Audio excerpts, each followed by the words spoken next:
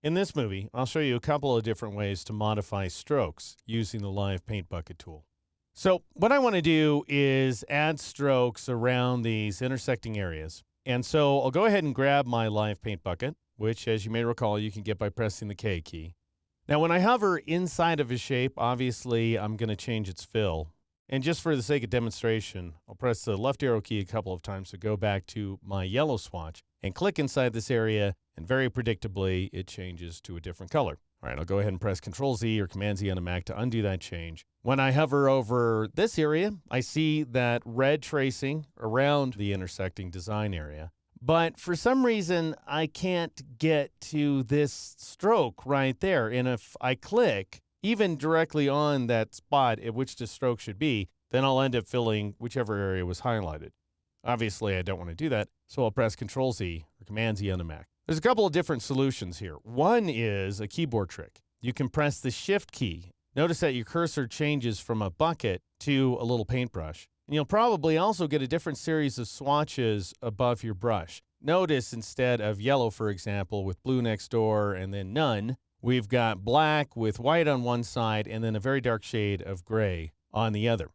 We'll come back to that in a moment, but in the meantime, I'll just go ahead and shift-click. Now notice that I have the stroke active, and I'll go ahead and shift-click on that stroke in order to add a very thin, weak black stroke. That's not what I want. So I'll go up to the control panel, and I'll click on the second swatch, and I'll change it from this black here inside the grays group. That's my problem, is Illustrator's got the wrong group of swatches selected. I'll go ahead and switch to this rich black in the top row. And also change my stroke, let's say, to 12 points thick. And that way I can assign thicker strokes to my shapes. Now, you might look at this and say, hey, nothing changed inside the illustration. Well, there's two reasons. Again, you're not going to make changes even if the object is selected with the black arrow tool when you're working with the paint bucket, because you have to click with the bucket in order to apply colors. And secondly, in our case, the object isn't even selected. I don't have anything selected inside this artwork, and yet I can still use the tool. You only have to have the path selected for that first click when you establish the Live Paint object. Anyway, at this point, I can now press the Shift key and click on that stroke in order to make it thicker and darker as well. However, I don't really want to work that way.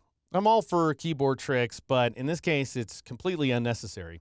In order to make the Live Paint Bucket tool so you can modify strokes without pressing the Shift key, go ahead and double-click on the tool's icon here inside the toolbox. And that'll bring up the Live Paint Bucket Options dialog box. And notice right there, we've got a Paint Strokes checkbox and it's turned off. Go ahead and turn it on. You can, by the way, adjust other features of this tool. You can turn off the swatch preview above the cursor. I don't know why you'd want to do that, but you can. And you can also change that highlight color. I'm going to switch it to a color that I'm not using in this artwork, which is this bright green. And I'm also going to reduce the width value to 2 points so that I can still see what's up without blocking my artwork.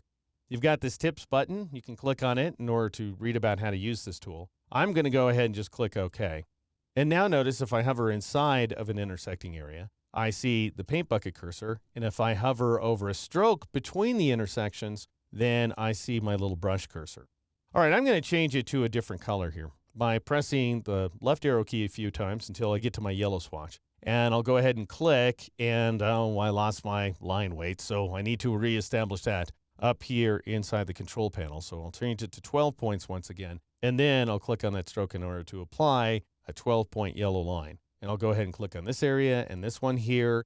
As you work, just make sure that you see the brush cursor, because if you see the bucket cursor, no matter how close you are to that line, you're going to fill a shape instead of stroke it. All right, so I'll press Control-Z, Command-Z on the Mac to undo that change. And I'll go ahead and click on these other strokes around the intersecting areas inside the circles. So the ones along the outside, I'm going to leave alone.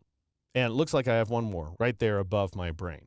All right, so again, everything is a live dynamic effect. So if I press the V key to switch back to my black arrow tool, and I go ahead and twirl open the normal layer as well as the live paint object here inside the layers panel. And this time, just for the sake of variety, I'll meatball the magenta circle in order to select it independently of the others. Now I'll go ahead and drag the circle down to a new location, and you can see that everything is updating on the fly.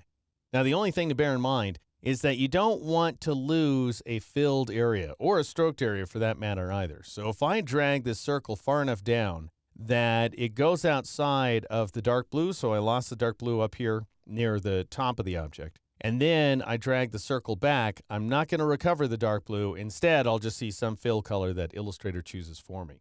So in order to put things back where they were, I'll press Control-Z or Command-Z on the Mac 3 times in a row. And we now have the Venn diagram with the properly colored intersecting areas, as well as the yellow strokes around those intersections. So that's how you go about modifying strokes using the Live Paint Bucket tool. In the next movie, I'll show you how to use the Live Paint Selection tool.